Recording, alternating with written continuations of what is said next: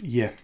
So yeah, I'd say no, you're not actually resisting, but it can be deceiving sometimes, because if you feel unhappy or you feel, unpleasant in any way, then automatically there's a desire to feel better.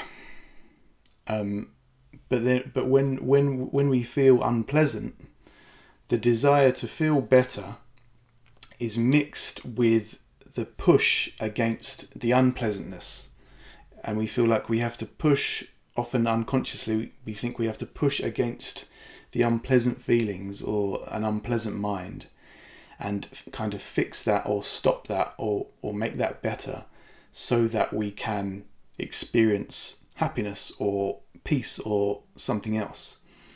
When really, if there's an unpleasant feeling inside, if there's almost a surrender to it, like, and a feeling that this feeling isn't forever, all of my unpleasantness passes at some point.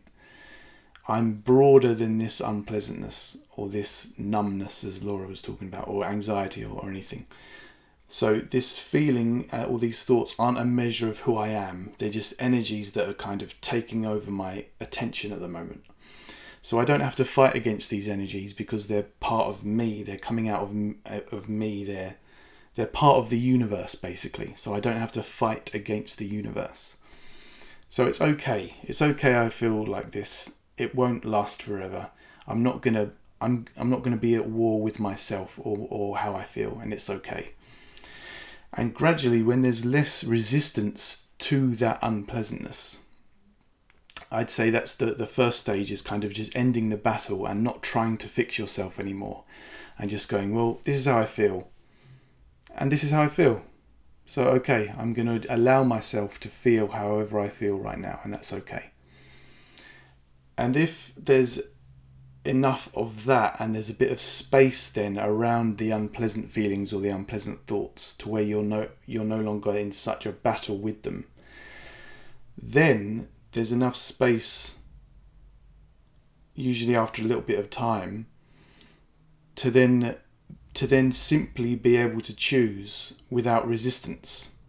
I think I said it in a meeting before. If someone offered you a plate of terrible food and a plate of delicious food, then you can still choose the delicious food without needing to condemn or fight against the horrid food. You just choose which one you want, and then you have that, and then that's yours.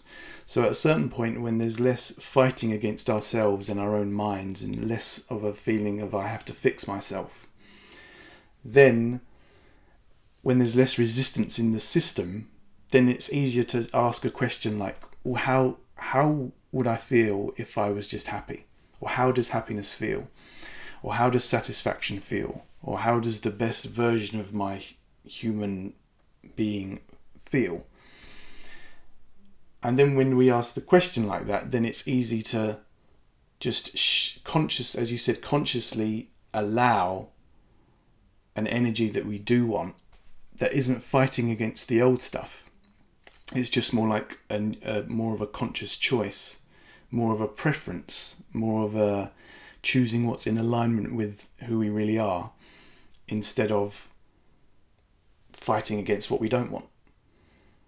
And I'd say it comes down to that. But at first, I don't know how new you are to all of this kind of thing, but at first and for me, when I was first struggling and getting into all this myself, the idea of like choosing happiness or leaning towards a feeling that I wanted would feel impossible, because I just felt so overwhelmed with dense energy all the time.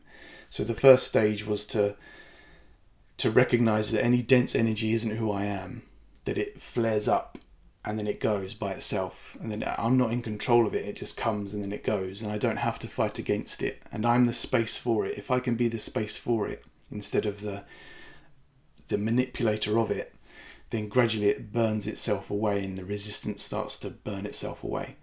And then when there's a bit of peace in that, in no longer fighting against oneself, then a choice starts to become clear and more easy.